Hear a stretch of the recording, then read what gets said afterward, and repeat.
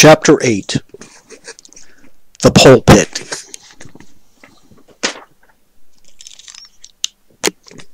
I had not been seated very long ere a man of a certain venerable robustness entered, immediately as the storm-pelted door flew back upon admitting him. A quick, regardful eyeing of him by all the congregation sufficiently attested that this fine old man was the chaplain. Yes, it was the famous Father Maple, so called by the whalemen, among whom he was a very great favourite. He had been a sailor and a harpooner in his youth, but for many years past had dedicated his life to the ministry. At the time I now write of, Father Maple was in the hardy winter of a healthy old age, that sort of old age which seems merging into a second flowering youth, for among all the fisheries of his wrinkles there shone certain mild gleams of a newly developing bloom. The spring verdure peeping forth even beneath February's snow. No one, having previously heard his history, could for the first time behold Father Maple without the utmost interest, because there were certain engrafted clerical peculiarities about him, imputable to the adventurous maritime life he had led. When he entered, I observed that he carried no umbrella, and certainly had not come in his carriage, for this tarpaulin hat ran down with melting sleet, and his great pilot cloth jacket seemed almost to drag him to the floor with the weight of the water it had absorbed.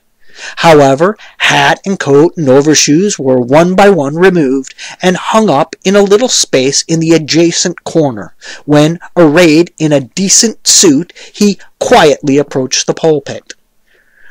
Like most old-fashioned pulpits, it was a very lofty one, and since a regular stairs to such a height would, by its long angle with the floor, seriously contract the already small area of the chapel, the architect, it seemed, had acted upon the hint of Father Maple, and finished the pulpit without a stairs, substituting a perpendicular side ladder, like those used in a mounting ship from a boat at sea. The wife of a whaling captain had provided the chapel with a handsome pair of red worsted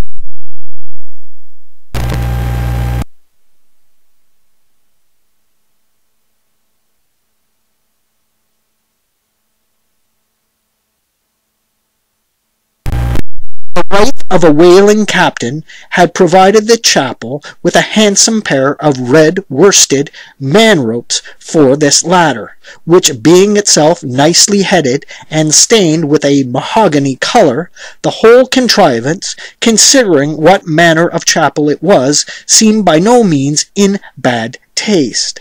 Halting for an instant at the foot of the ladder, and with both hands grasping the ornamental knobs of the man-ropes, Father Maple cast a look upwards, and then with a truly sailor-like, but still reverential dexterity, hand over hand, mounted the steps as if ascending the main top of his vessel. The perpendicular parts of this side ladder, as is usually the case with swinging ones, were of cloth-covered rope. Only the rounds were of wood, so that at every step there was a joint. At my first glimpse of the pulpit, it had not escaped me that, however convenient for a ship, these joints in the present instance seemed unnecessary.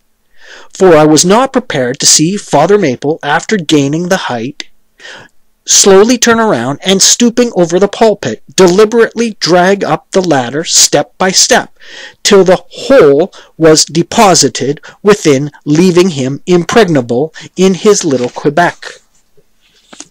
I pondered some time without fully comprehending the reason for this. Father Maple enjoyed such a wide reputation for sincerity and sanctity that I could not suspect him of courting notoriety by any mere tricks of the stage. No, thought I, there must be some sober reason for this thing. Furthermore, it must symbolize something unseen. Can it be, then, that by an act of physical isolation he signifies his spiritual withdrawal for the time from all outward worldly ties and connections?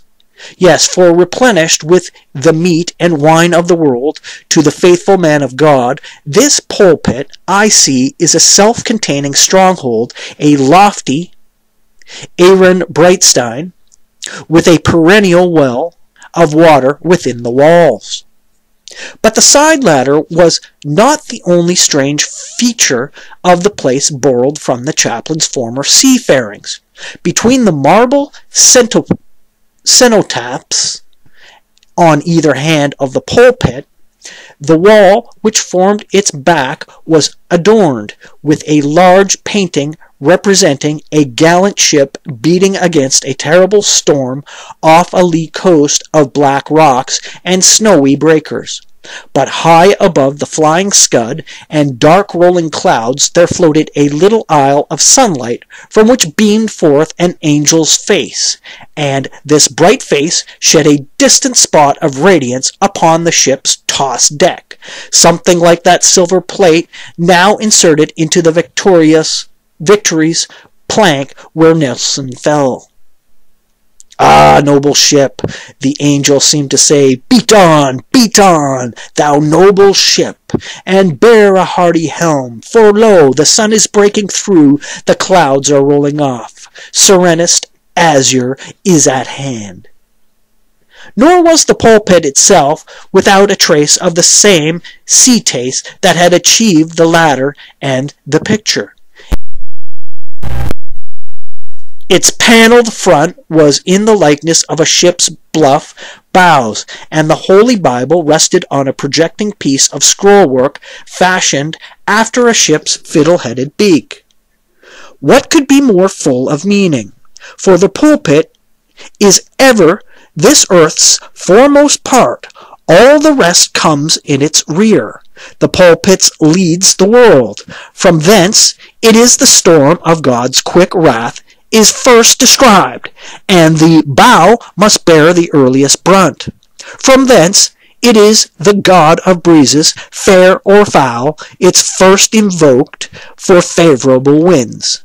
Yes, the world's a ship on its passage out, and not a voyage complete, and the pulpit is its prow.